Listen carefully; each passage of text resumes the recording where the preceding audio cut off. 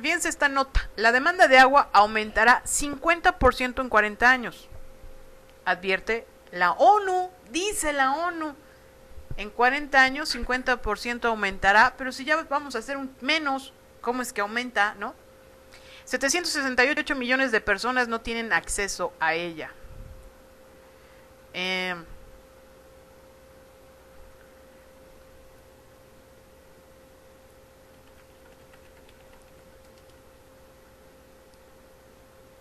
Espérenme que el señor Illuminati sí me está impresionando con sus comentarios.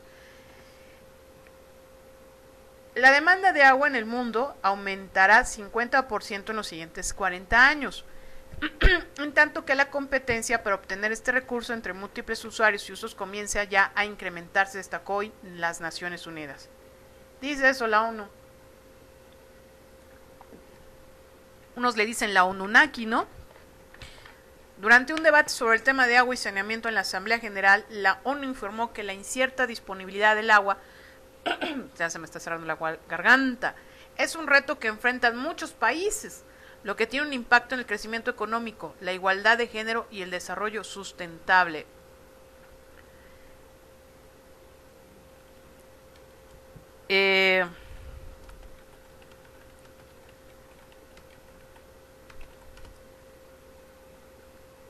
Destacó además que 768 millones de personas en el mundo no tienen aún acceso directo a fuentes de recursos hídricos y que 2.500 millones de personas carecen de sistemas sanitarios modernos.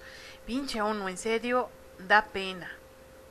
O sea, no le dará pena. Imagínense que yo ahorita les diga, no, pues ¿saben qué? El despertar de la conciencia, el MK Ultra, el encuentro del ser, y no sé qué, y les diga yo, el sábado no voy a venir, chavos, porque me voy a ir de parranda, me voy a poner una pex y me puse una borrachera y ando vomitando. Y ¿qué hubo, Grisel? ¿Haces tu chamba o no haces tu chamba, no? Y la ONU, con un descaro, que supuestamente para eso está, ¿no? Para eso está, para que, pues, trate de ayudar a la humanidad.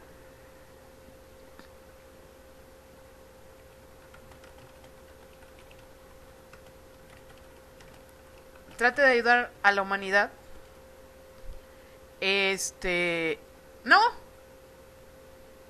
No, nada más saca su estadística y con eso ya, según él ya chambeó.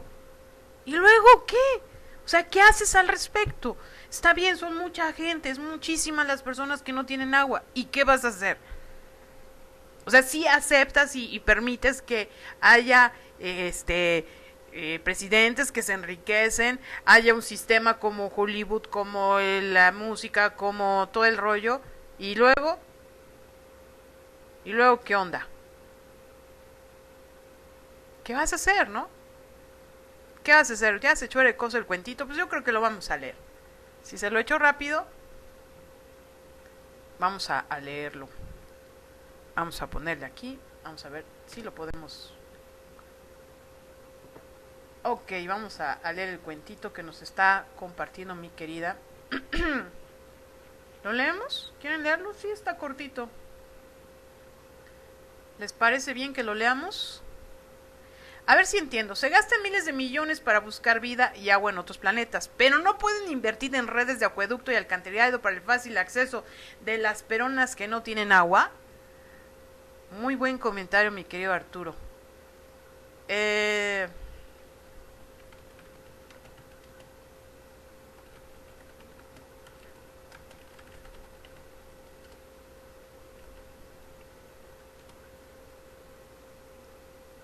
Muy buen comentario. Vamos a leer el cuentito, ¿sale? En el año 2081 todos los hombres eran al fin iguales. No solo iguales ante Dios y ante la ley, sino iguales en todos los sentidos. Nadie era más listo que ningún otro. Nadie era más hermoso que ningún otro. Nadie era más fuerte o más rápido que ningún otro.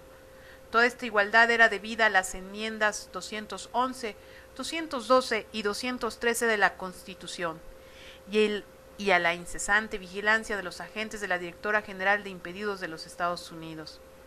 Algunas cosas en la vida aún no estaban del todo bien. Sin embargo, Abril, por ejemplo, ya no era el mes de la primavera, y esto confundía a la gente.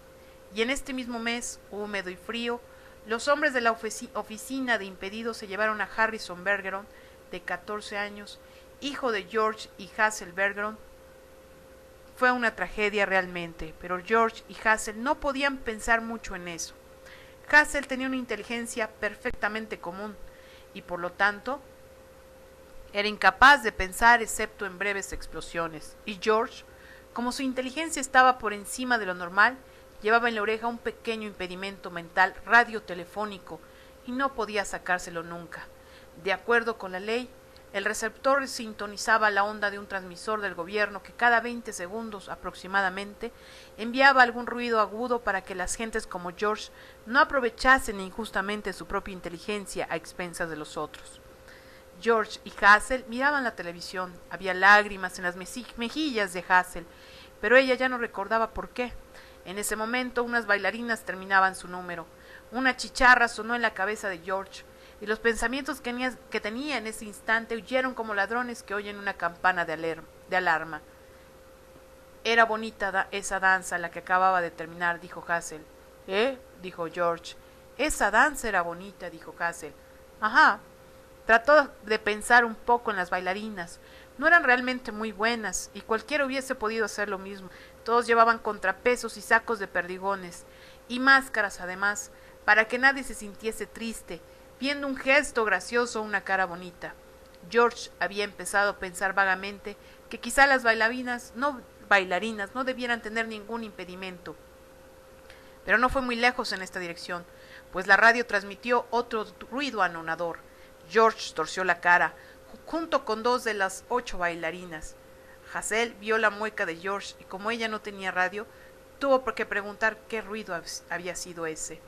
Como si golpearan con un martillo en una botella de leche, dijo George. Debe ser interesante oír todos esos ruidos, dijo Hazel con un poco de envidia. Las cosas que inventan. Dijo George. Pero si yo fuera directora general de impedidos, ¿sabes qué haría? Preguntó Hazel. Hazel en realidad era muy parecida a la directora de impedidos, una mujer llamada Diana Mount Glampers. Si yo fuese Diana Mount Glampers, dijo Hazel, usaría campanas los domingos, solo campanas, una especie de homenaje a la religión. Yo podría pensar si fuesen solo campanas, dijo George. Bueno, quizá habría que hacerlas sonar realmente fuerte, dijo Hazel. Creo que yo sería una buena directora de impedidos. Tan buena como cualquiera, dijo George. ¿Quién mejor que yo puede saber lo que es ser normal? Dijo Hazel. Nadie, dijo George. Empezó a pensar oscuramente en Harrison, su hijo anormal, que ahora estaba en la cárcel, pero una salva de 21 cañonazos le sacudió la cabeza. Caramba, dijo Hazel, eso fue realmente ensordecedor, ¿no es cierto? Había sido tan ensordecedor que George estaba pálido y tembloroso, y las lágrimas le asomaban a los ojos enrojecidos. 2 de las 8 bailarinas habían caído al piso del estudio y se apretaban las sienes. De pronto pareces tan cansado, dijo Hazel. ¿Por qué no te acuestas en el sofá y apoyas tu impedimento de plomo en los almohadones, mi querido? Hazel hablaba de los 20 kilos de perdigones que George llevaba al cuello, en un saco de tela. Sí, apoya ese peso. No me importa que no seas igual a mí durante un rato. George sopesó el saco con las manos. No tiene ninguna importancia, dijo. Ya no lo noto. Es parte de mí mismo. Estás tan cansado en este último tiempo, hasta agotado, diría yo, continuó Hazel. Si hubiese algún modo de abrir un agujero en el fondo del saco y sacar unas bolas de plomo, solo unas pocas. 2 años de prisión y una multa de $1000 por cada perdigón menos, dijo George. No parece un buen negocio. Si pudieras sacar unos pocos cuando llegas del trabajo, dijo Hazel. Quiero decir que no compites con nadie aquí, no haces nada. Si tratara de librarme de este peso, dijo George, otra gente tendría derecho de hacer lo mismo. Y muy pronto estaríamos de nuevo en la época del oscurantismo, cuando todos rivalizaban con todos. ¿No te gustaría? ¿No es verdad? Me sentiría horrorizada. Precisamente, dijo George, si la gente no cumpliera las leyes, ¿qué sería de la sociedad? Si Hazel no hubiese podido responder esta pregunta, George no hubiera podido ayudarla, pues en ese instante una sirena le traspasó el cerebro. Se haría pedazos. ¿Qué cosa? Dijo George desconcertado. La sociedad, dijo Hazel insegura. ¿No hablabas de eso? ¿Quién puede saberlo?, dijo George. Un boletín de noticias interrumpió de pronto el programa de televisión. No se pudo saber muy bien en un principio qué noticia era, pues el anunciador, como todos los anunciadores, tenían un serio impedimento en la lengua. Durante medio minuto y muy excitado el hombre trató de decir: señoras y señores. Al fin se dio por vencido y se le pasó el boletín a una bailarina. Muy bien, dijo Hassel, hizo lo que pudo con lo que Dios le dio. Debieran aumentarle el sueldo por haberse esforzado tanto. Señoras y señores, dijo la bailarina leyendo el boletín. Debía ser una muchacha extraordinariamente hermosa, pues la máscara que llevaba era horrible, y era fácil advertir también que tenía más fuerza y más gracia que ninguna de las otras bailarinas. El saco de impedimento que le colgaba del cuello era tan grande como el de un hombre de 100 kilos, y la bailarina tuvo que pedir perdón enseguida por su voz. Era verdaderamente injusto que una mujer usara una voz así, cálida, luminosa, una melodía que no era de este mundo. Perdón, dijo la muchacha, y empezó a hablar otra vez con una voz absolutamente incompetente. Harrison Bergeron graznó. De 14 años acababa de escaparse de la cárcel. Se lo acusaba de intentar derribar al gobierno. Es un genio y un atleta, favorecido por el impedimento y extremadamente peligroso. Una foto de Harrison, tomada por la policía, apareció en la pantalla, cabeza abajo de costado, cabeza abajo otra vez y derecha al fin. La fotografía mostraba a Harrison de pie sobre un fondo dividido en metros y centímetros, medía exactamente 2 metros 10. Por lo demás, Harrison parecía un montón de fierros. Nadie había llevado nunca impedimentos más pesados. Había crecido superando todos los impedimentos tan rápidamente que la dirección de impedidos no había tenido tiempo de imaginar otros. En vez de un pequeño receptor de radio en la oreja, como impedimento mental, llevaba un par de tremendos auriculares y además unos anteojos de vidrios gruesos y ondulados. Estos anteojos habían sido concebidos no solo para que no viera casi nada, sino también para provocarle terribles dolores de cabeza. Los pesos metálicos le colgaban de todo el cuerpo. Comúnmente había una cierta simetría, una disposición verdaderamente militar en los impedimentos.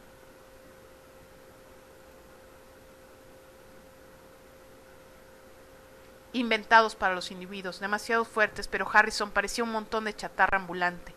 En la carrera de la vida, Harrison arrastraba más de 150 kilos, y para afearlo, los hombres de los impedimentos lo obligaban a usar continuamente una pelota roja en la nariz, a afeitarse las cejas y a cubrirse los dientes blancos irregulares con pedazos de película negra.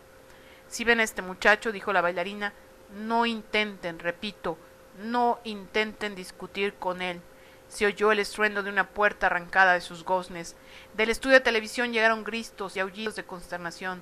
El retrato de Harrison Bergeron saltó una y otra vez en la pantalla, como sacudido por un terremoto. George Bergeron identificó enseguida el origen del sismo. No le fue difícil, pues su propia casa había sido sacudida del mismo modo muchas veces. «¡Dios mío!», dijo, «tiene que ser Harrison». En ese mismo momento, el ruido de un choque de automóviles le barrió la idea de la cabeza. Cuando George pudo abrir los ojos otra vez, la fotografía de Harrison había desaparecido y Harrison mismo llenaba ahora la pantalla. Estaba de pie, en medio del estudio, balanceando la cabeza de payaso, y los fierros que le colgaban del enorme cuerpo se sacudían y tintineaban. Tenía aún en la mano el pestillo de la puerta que acababa de arrancar. Las bailarinas, los técnicos, los músicos y los anunciadores habían caído de rodillas ante él, sintiendo que les había llegado la hora y que pronto serían masacrados. «¡Soy el emperador!», gritó Harrison. «¿Me oyen todos? Soy el emperador, todos deben obedecerme enseguida». Golpeó el piso con el pie y el estudio tembló. «Aún tullido, encorvado, impedido como ustedes me ven aquí», rugió. «Soy el más grande de todos los gobernantes de todos los tiempos, y ahora miren en los que puedo convertirme». Harrison se arrancó las correas que sostienen el metal como si fueran de papel de seda. Esas correas garantizadas para sostener 2.500 kilos. Los pedazos de chatarra que habían sido los impedimentos de Harrison se aplastaron contra el suelo. Harrison pasó los pulgares bajo la barra que sostenía las guarniciones de la cabeza, y la barra se quebró como una brizna de paja. Aplastó los lentes y los audífonos contra la pared, y se arrancó la nariz de goma, descubriendo el rostro de un hombre que hubiera estremecido a Thor, el dios de trueno. «Ahora elegiré a mi emperatriz», dijo Harrison mirando el grupo arrodillado a sus pies. Que la primera mujer que se atreva a levantarse reclame a su esposo y su trono. Pasó un momento y al fin una bailarina se puso de pie, balanceándose como un sauce. Harrison sacó el impedimento mental de la oreja de la bailarina y luego los impedimentos físicos con asombrosa delicadeza. Enseguida le quitó la máscara. La bailarina era de una cegadora belleza. Bien, dijo Harrison tomándole la mano, ahora le mostraremos a la gente lo que significa la palabra danza, música. Los músicos se treparon a sus sillas y Harrison les quitó también los impedimentos. Toquen como mejor puedan, les dijo, y les haré varones y duques y condes. La música comenzó, era normal al principio, barata, tonta, falsa, pero Harrison alzó a dos músicos de sus sillas y los movió en el aire con batutas mientras cantaba la música. Luego los dejó caer otra vez en los asientos. La música comenzó de nuevo, mucho mejor que antes. Harrison y su emperatriz se quedaron un rato escuchando gravemente, como esperando que los latidos de sus propios corazones concordaran con la música. Luego se alzaron en puntas de pie, y Harrison tomó entre sus manazas del talle de la bailarina, haciéndole sentir esa ligereza que pronto sería la ligereza de ella, y al fin, en una explosión de alegría y gracia, saltaron en el aire. No sólo abandonaron entonces las leyes de la tierra, sino también las leyes de la gravedad y las leyes del movimiento. Giraron, remolinearon, brincaron, cabriolaron, caracolearon y revolotearon. Saltaron como ciervos en la luna. Cada nuevo salto acercaba más a los bailarines al cielo raso que estaba a 10 metros de altura. Pronto fue evidente que pretendía tocar el cielo raso. Lo tocaron y luego, neutralizando la gravedad con el amor y el deseo, se quedaron suspendidos en el aire, a unos pocos centímetros por debajo del cielo raso, y allí se besaron por mucho tiempo. En ese instante, Diana Moon Glampers, la directora de Impedidos, entró en el estudio con una escopeta de doble cañón. Disparó 2 veces y el emperador y la emperatriz murieron antes de llegar al suelo. Diana Moon Glampers cargó otra vez la escopeta, apuntó a los músicos y les dijo que tenían 10 segundos para ponerse otra vez los impedimentos. En ese mismo momento, el tubo del aparato de televisión de los Bergeron osciló y se apagó. Hassel se volvió hacia George para comentarle el desperfecto, pero George había ido a la cocina en busca de una lata de cerveza. George volvió con la cerveza, deteniéndose un instante cuando una señal de impedimento la sacudió de pies a cabeza. Luego se sentó otra vez. ¿Has estado llorando?, le preguntó a Hassel mirando cómo ella se enjugaba las lágrimas. Sí, dijo Hassel. ¿Por qué?, dijo George. Me olvidé. Hubo algo realmente triste en la televisión. ¿Qué era?, preguntó George. No lo sé. Tengo la cabeza confundida, dijo Hassel. Hay que olvidar las cosas tristes. Es lo que hago siempre, dijo Hassel. Magnífico, dijo George. Torció la cara. Un cañón le retumbó en la cabeza. Caramba, parece que esta vez fue un ruido ensordecedor, dijo Hassel. Así es, realmente puede repetir esa verdad. Caramba, dijo Hassel, parece que esta vez fue un ruido ensordecedor. Este es el fin de la historia. Y pues yo creo que muestra esta historia de cómo nos tienen manipulados los medios de información, ¿no? No nos damos cuenta de lo que pasa, y si pasa, no hay problema, la vida sigue, te limpias la lágrima y no pasa nada, ¿no? En fin, a ver si entiendo. La distancia entre el hombre y las estrellas es la distancia entre Europa y África. La película también se llama Harrison Bergeron, pero solo la he encontrado en inglés en YouTube, aquí en link. Gracias, Lady. ¿Qué es normal? Para ellos normal es ser igual a todos los demás. Disparos, ¿dónde? Por mi casa.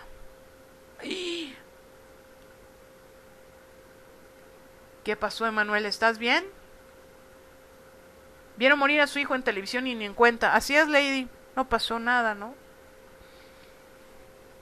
Ya pasó. ¿Ya terminaron? Ya terminaron los disparos, mi querido Arturo. ¿Qué pasó? ¿Cómo estás? Yo pensé que había sido Emanuel, pero no, ya leyendo bien. Fue Arturo. ¿Está bien todo? ¿Está bien? Bueno, continuamos con la nota de el agua. Ya no la terminé. En su participación en el debate, el secretario general de la ONU, Ban Ki-moon, indicó que el acceso universal al agua y a los sistemas sanitarios es un elemento crítico para fomentar el desarrollo en el mundo y aliviar la pobreza.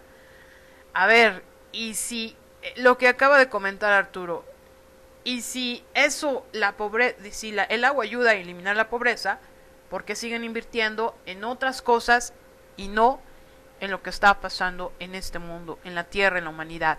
¿Por qué seguir invirtiendo en otras cosas que no tiene sentido? Ya se calmó. Qué bueno, mi querido Arturo. Qué bueno que estás mejor. Urgió por ello a que el tema del agua potable y los sistemas sanitarios esté en la agenda del desarrollo post-2015. Aseguró también que la carencia de líquido afecta principalmente a los pobres, porque el tema también es igualmente de justicia. Siempre ponen eso. ¿No se han dado cuenta que a veces la pobreza la utilizan como un drama? Como para mover tus sentimientos, tus emociones, pero no pasa nada. Yo creo que fue interesante lo que acaba de compartir Lady Arches, una historia un poco como que confusa, pero al final estamos como los papás, ¿no? Como los papás de ese chico que lo mataron, ¿no? Que lo mataron ahí en sus narices y no pasó nada. No pasó nada, ¿no? Ponen a la pobreza como que los utilizan para que ellos se vean, no ponen a la pobreza como. Ellos utilizan a la pobreza, utilizan a la gente con necesidades, para ellos como verse salvadores del mundo, pero no, lo único que veo que hacen la ONU y todas estas organizaciones son contadores de pobres, nada más, contadores y aparte seguir eliminando a la humanidad, no más. No más. Alguien viviendo en un barrio marginado no solo tiene mayores riesgos de contraer una enfermedad y de dañar su salud. Esto tampoco es cierto. Esto tampoco es cierto. ¿Qué tipo de barrios marginados? Porque, por ejemplo, mi pueblo. Les he comentado varias veces, mi pueblo era muy pintoresco, muy bonito, lleno de árboles, lleno de vegetación. Había campesinos, había agricultura y hoy se ha vuelto una colonia de mala muerte. ¿Fue crecimiento o fue destrucción? ¿Qué fue? Había agua, nacía agua, había un chorro de pozos de agua ahí en el pueblo. Hoy ya no hay. Hoy ya no les permiten tener pozos. Eso de los sonidos para callar los pensamientos tiene mucho parecido con la música y televisiones actuales. Así es, mi querido Pato. Así es. Y tiene que ver con el MK Ultra. Yo creo que los personajes que nos pintaron y que si tenían algo colgando y que si algo no los podía mover, pues es esa dominación que han hecho los sistemas MK Ultra, que han hecho los partidos de fútbol, de americano, todo, los deportes que vemos en televisión. Los deportes son buenos. El detalle es que la élite los utiliza para tener un dominio y embrutecernos, no por el deporte, sino lo que lo maneja alrededor, como es la bebida, como son las marcas, los comerciales subliminales, etcétera, etcétera, etcétera. Y no lo observamos.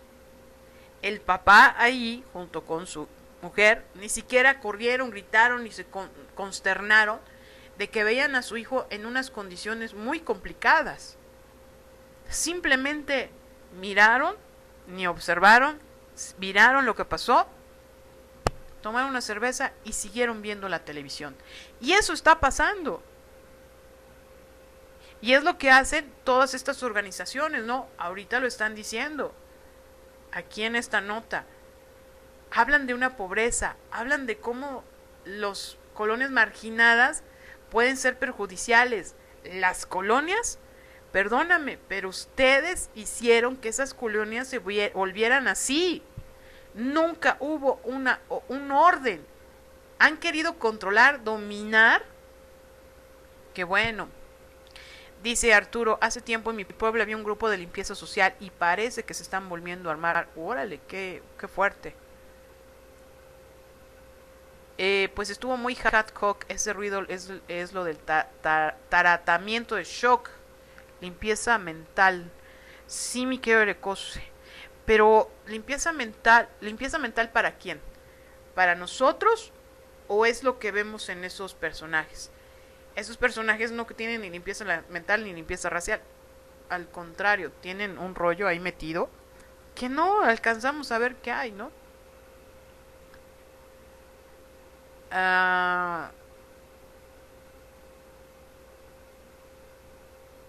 El titular de la ONU subrayó también la relación que existe entre agua y generación de energía limpia. Oigan bien esto. El titular de la ONU subrayó también la relación que existe entre agua y generación de energía limpia. O sea, que esto de la energía, esto de la reforma energética, también tiene que ver mucho con el agua. Y no sabemos si de verdad esto de la reunión de los 3 líderes haya también un trasfondo, no solamente el petróleo, no solamente la energía, no solamente el Tratado de Libre Comercio, que eso es esa es la cortina de humo que siempre nos muestran al ser humano, al ciudadano común y corriente. Hay algo trasfondo. Debemos usar el agua y generar electricidad de manera equitativa y eficiente para que todos los usuarios obtengan una justa porción, enfatizó. Así es que, amigos, tomemos en cuenta lo que está pasando con el agua. Tomémoslo en cuenta. Y tomemos en cuenta que en un tiempo por eso se está privatizando. ¿Te acuerdas, mi querido Arturo, que estabas muy molesto, muy enojado porque se va a privatizar el agua en tu comunidad? Pues sí, mi querido Arturo, para eso va, para allá va. Aquí en México se ha privatizado, en Puebla ya se hizo, todavía no vienen las consecuencias, todavía estamos pagando normal, pero puede pasar. Puede pasar. Así es que tomémoslo en cuenta, amigos. Vamos a comentar otra nota que me parece interesante. Voy a tratar de compartir pantalla para que podamos observar. Ahorita que está tranquilo esto, esperemos no me haga panchos. Chéquense, yo creo que vieron esta imagen. Llegaron a ver esta imagen. Fotografía de un niño sirio que cruza solo la frontera de Jordania para reunirse con su familia. Se vuelve viral. Una fotografía de un niño solitario. ¿Y ustedes creen que sea cierto? ¿Será? ¿De verdad habrá pasado? ¿Qué capacidad del niño? ¿Qué despierto como para haber hecho eso, no? Pero vamos a ver. Una fotografía de un niño solitario en medio del desierto dio la vuelta al mundo a través de internet. Después de que el autor de la foto explicara que se trata de un pequeño que busca a su familia y huye de la violencia de su país de origen, Siria. La historia se trata de Marwan, un niño de 4 años que carga consigo una bolsa de plástico y nada más. El encargado de retratar el drama que se vive en la actualidad siria fue Andrew Harper, representante del alto comisionado de la ONU en Jordania. Y cuando está la ONU de por medio, siento que usan ciertas historias, ciertas situaciones para hacer un drama y distraernos. De verdad, o sea, híjole, qué buena historia, Lady. Qué buen parámetro para que nos tengan así los papás que estaban viendo qué pasaba con su hijo, que se atrevió a decir, ¿saben qué, señores? Yo aquí soy en la ley. Pues no, se lo echaron y nadie hizo nada. Recorrió una lágrima, pero ahí quedó. Recuerden que en el 2005 Bush y el primer ministro canadiense firmaron el Tratado para la Formación de la Unión Americana. Recursos y mano de obra barata para Estados Unidos. Cierto, mi querido Carlos. Y yo creo que para otros países, ¿no? Para otros países, porque no solo hay industria para americana, ¿no? También europea. En fin. La historia. Aquí el pequeño Marwan de 4 años está temporalmente separado de su familia. Es ayudado por personal de la UNHCR para cruzar a Jordania, escribió junto a la imagen Andrew Harper a través de su cuenta de Twitter. El comisionado añadió también junto a otra fotografía que enseña al pequeño en brazos de voluntarios de ACNUR. Les dejó saber que Marwan fue reunido con su madre a salvo, después de ser ayudado a cruzar la frontera de Jordania. Andrew Harper compartió más imágenes de numerosas personas que cruzan diariamente la frontera de Jordania para huir de la situación de su país, donde más de 2 millones de personas han buscado refugio en países vecinos, pues en Siria se desató una guerra civil. Pues aquí está la imagen y aquí está como este niño solito ahí va caminando. Híjole, qué fuerte. Luego de que esta se convirtiera en viral dicha foto, el mismo fotógrafo publicó otra foto en Twitter donde o que muestra que Marwan se encontraba en la parte posterior de un grupo de refugiados cuando fue recibido por el personal de ACNUR. Él está separado, no está solo, explicó Harper en su cuenta en la red social. La mayoría de los grupos de refugiados estaban encabezados por madres que traen varios hijos y todas sus posesiones de Siria, señaló. Cuando las puertas se abren, los refugiados avanzan desesperadamente y cada día hay niños que se pierden. Jordania al menos refugia a por lo menos 600,000 personas que obtienen ayuda económica de la ONU y otros países. Ojalá y sea cierto, porque de veras estas organizaciones lo único que hacen es destruir. La situación de los infantes sirios también continúa, pues al menos 1 millón de niños han tenido que abandonar sus hogares para refugiarse en otros países, según el Fondo de las Naciones Unidas para la Infancia, la UNICEF, que le va de nuevo. Lo único que hacen dar es estadísticas estos señores, pero ayudar a la humanidad, ahí está el resultado, ¿no? Sigue habiendo guerras, sigue habiendo destrucción, sigue habiendo niños sufriendo, qué pena, ¿no? Recursos humanos, pues sí, por allí salieron hasta las monedas y se iba a comenzar una carrera interamericana, dice Recose, así es. Lady Archie sí lo usan como drama, hay miles de niños que se la juegan y entre más niños más fácil se les hace tomar riesgos, aunque casi siempre se huye en grupo. Sí, pero, híjole, ojalá y todos estos niños de veras se encuentren un refugio. Miren, no hay que ver la muerte como algo espantoso. La muerte a lo mejor sería un beneficio para este tipo de personas, y no es que esté de acuerdo en que muera la gente, pero yo creo que es más difícil para la gente que sufre y sufre y sufre y sufre estar viendo todo esto. Si recuerdan que hemos comentado que la élite también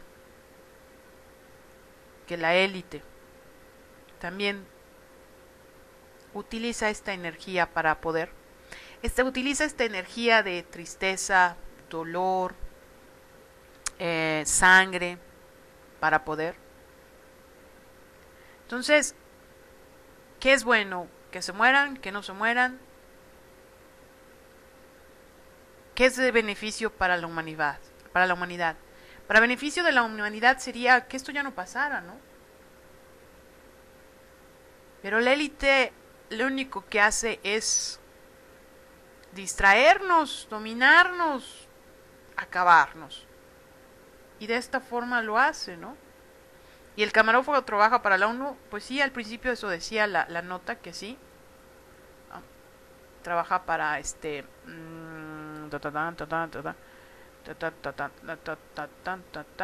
representante del alto comisionado de la ONU en Jordania. Así es. Propaganda, así que termine el conflicto, pero beneficiando a quién, así es.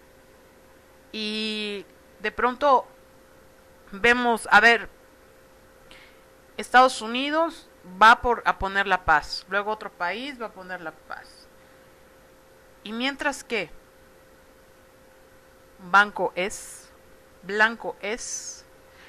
no te entendí, mi querido Arturo. No te entendí. ¿Beneficiando a quién? Pues sí, porque Estados Unidos pone la paz, ¿no? Y lleva gente inocente, porque lleva soldados manipulados, etcétera, para matar gente. Porque no va el pendejo Obama ahí a hablar, ¿no? No, manda a sus soldados. El país tiene que responder de alguna manera y también es gente inocente, no es el presidente, no son los gobernantes. Y como siempre los más perjudicados, pues los más débiles, entre comillas, porque la verdad somos poderosos, que no lo veamos es otro rollo. Y lo mismo va para Venezuela, blanco es gallina, lo pone. Cierto, mi querido Arturo, también es para Venezuela. O sea, También es un show porque, o sea, Maduro es un dictador. Maduro es un pobre imbécil que está perdido, perdido de verdad en poder.